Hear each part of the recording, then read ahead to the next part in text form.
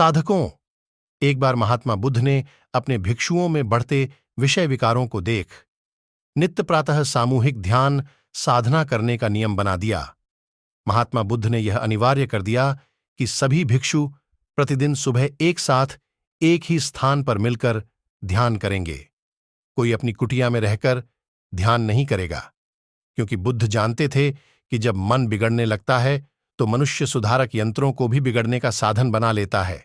मन बिगड़ा नहीं कि कुटिया ध्यान का नहीं बल्कि नींद का केंद्र बन जाती है। समय के साथ इस सामूहिक ध्यान साधना का बहुत सुंदर प्रभाव पड़ने लगा। रोज सुबह ध्यान होता और कभी कभी तो बुद्ध ध्यान कर रहे अपने भिक्षुओं के बीच पहुंच जाते, उनका निरीक्षण करते। लेकिन कुछ दिनों से एक चेहरा ऐसा भी था जो इस ध्यान शिविर में गैर हाजिर था। भगवान बुद्ध भी महसूस कर रहे थे कि मेरी बगिया में एक फूल की महक कम है। शायद उस फूल को ही खोजने महात्मा बुद्ध अचानक उस शाम आश्रम परिसर में टहलने निकल पड़े। उनका शिष्य आनंद भी उनके साथ था। देखते ही देखते कई अन्य शिष्य भी महात्मा बुद्ध के पीछे पीछे चलने लगे। कोई भी भिक्षु महात्मा बुद्ध के साथ टहलने का सौभाग्य खोना नहीं चाहता था। बहुतों ने तो उस रूहानी सैर के गवाह और किरदार बनने के लिए अपनी सेवा तक को विराम दे दिया। बुद्ध जिस भी कुटिया के आगे से गुजरते, उसमें रहने वाले भिक्षु उस कुटिया से बाहर निकलकर प्रणाम की मुद्रा में खड़े हो जाते। लेकिन अचानक महाबुद्ध आगे बढ़ते बढ़ते रुक गए और फिर अपनी दाईं ओर की कुटिया की तरफ देखते हुए बोले, इस कुटिया में कौन भिक्षु निवास करता है? वह कुटिया से बाहर क्यों नहीं आया? देखो तो जरा, वह अंदर है भी या नहीं। आदेश पाकर आनंद तुरंत कुटिया में दाखिल हुआ और फिर अगले ही पल बड़ी घबराई हुई अवस्था में कुटिया से बाहर आया। वह इतना विचलित था कि कुछ बोल ही नहीं पाया, बस अंगुली से ही कुटिया की तरफ इशारा किया। महात्मा बुद्ध समझ गए कि कुटिया के भीतर अवश्य कुछ ऐसा है जो आनंद से देखा नहीं गया। बुद्ध ने अंदर जाना चाहा तो आनंद ने उन्हें रोककर कहा, तथागत, आप भीतर न जाएं, आपका जाना उचित नहीं रहेगा। लेकिन बुद्ध थे कि आनंद के रोकते रहने पर भी कुटिया में दाखिल हो गए। उनके पीछे पीछे आनंद सहित और भी भिक्षु दाखिल हुए, पर महाबुद्ध और आनंद को छोड़कर बाकी सभी भिक्षु नाक पर हाथ रख उसी तेज गति से कुटिया के बाहर आ गए जिस तेज गति से वे भीतर गए थे। अंदर का दृश्य बेहद कारुणिक था। बुद्ध ने देखा कि सामने टाट पर एक भिक्षु लेटा हुआ है। उसकी टांग पर एक गहरा जख्म है। उस जख्म से मवाद निकल रहा है जिसमें से भयंकर दुर्गंध उठ रही है। उसके आसपास मक्खियां भिनभिना रही हैं। ऊपर से भिक्षु को बहुत तेज ज्वर भी है, जिस कारण वह बेहद कमजोर और शक्तिहीन हो गया है। इसलिए लाख चाहते हुए भी वह महात्मा बुद्ध को प्रणाम करने के लिए खड़ा न हो पाया। बुद्ध इस दृश्य को देख भाव विभोर हो उठे और स्वयं घुटनों के बल उस भिक्षु के पास बैठ गए और फिर मवाद बहते उसके जख्म को एक तक निहारने लगे और निहारते निहारते अपना कलेजा जख्मी कर बैठे। महाबुद्ध की आंखों में पानी तैरने लगा और मन में सवालों का सैलाब उमड़ उठा। वे आनंद से पूछ बैठे, आश्रम में रहते एक भिक्षु की ऐसी दयनीय स्थिति, इसका अभी तक किसी ने इलाज क्यों नहीं करवाया?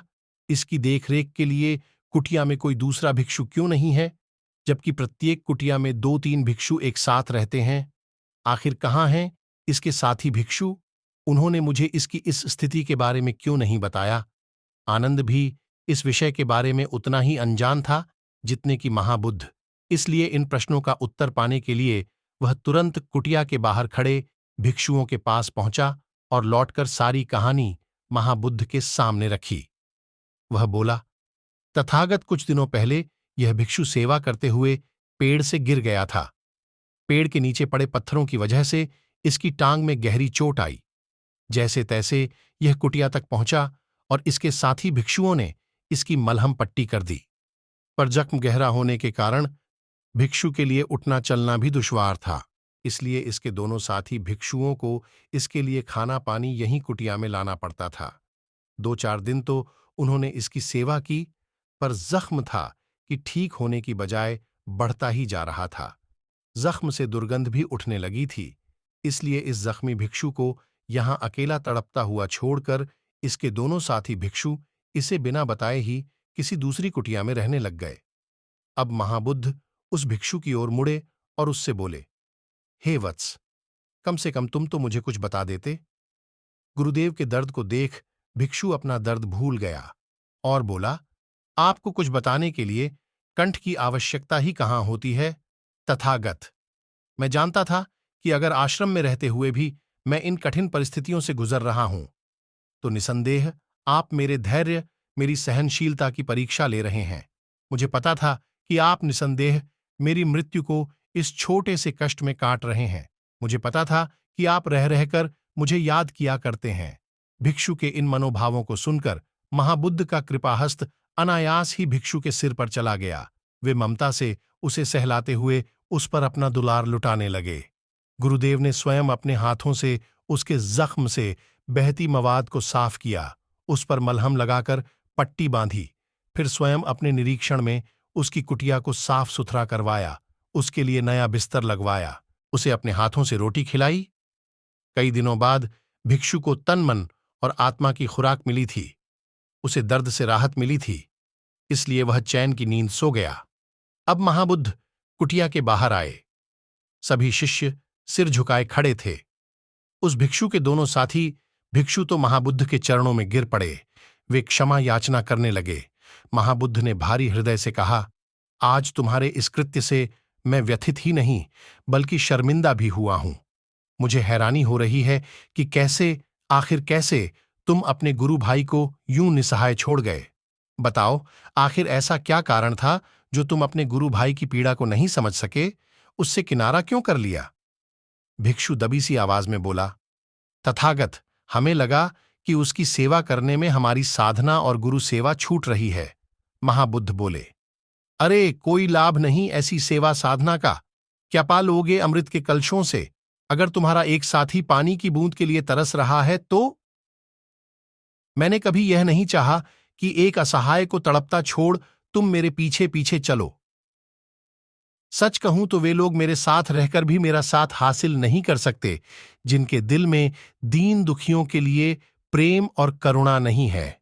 याद रखना, जो नर की सेवा नहीं कर सकता, वह नारायण की सेवा क्या करेगा। आज तुम सब यह बात हृदयस्थ कर लो कि अगर तुमने अपने दुखी गुरु भाई का क्रंदन अनसुना कर दिया, तो तुम्हारे मुख से मेरे लिए निकली हजारों स्तुतियों को मैं अनसुना कर दूंगा।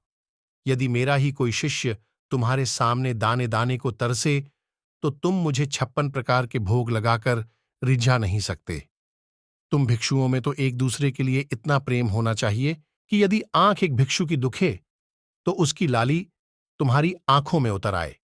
अतः हे भिक्षु गणों, यह अध्यात्म का पथ स्वार्थ का नहीं बल्कि त्याग का मार्ग है। इसलिए अपना चूल्हा जलाने से पहले तुम्हें यह देखना है कि कहीं तुम्हारे साथी के चूल्हे की राख ठंडी तो नहीं। अगर ऐसा है तो अपनी हड्डियों से उसका चूल्हा जलाते रहो, तब फिर तुम्हारी नजरें कभी यूं झुकी नहीं होंगी बल्कि गर्व से ऊंची उठी रहेंगी। मैं तुम्हें पर्वत सा ऊंचा व विशाल देखना चाहता हूं, ना कि विकारों की खाइयों में गिरता हुआ। इतना कह महात्मा बुद्ध अपने कक्ष की तरफ बढ़ गए। भिक्षु वहीं अपने स्थान पर खड़े या शर्म से गड़े रह गए। प्रिय साधकों, इस कहानी से हमें यही शिक्षा मिलती है कि जब तक हमारे भीतर दूसरों के लिए त्याग, समर्पण एवं दया भाव की भावना नहीं आती, तब तक हमारा महाराज जी को प्रसन्न करने के लिए किया गया सेवा साधना अधूरा है। क्योंकि महाराज जी भी प्रार्थना की पंक्तियों में हमसे यही कहते हैं कि प्रेम आपस में करें और सबके संग मिलकर रहें। अंत में सभी गुरु भाई बहनों को जय महाराज जी की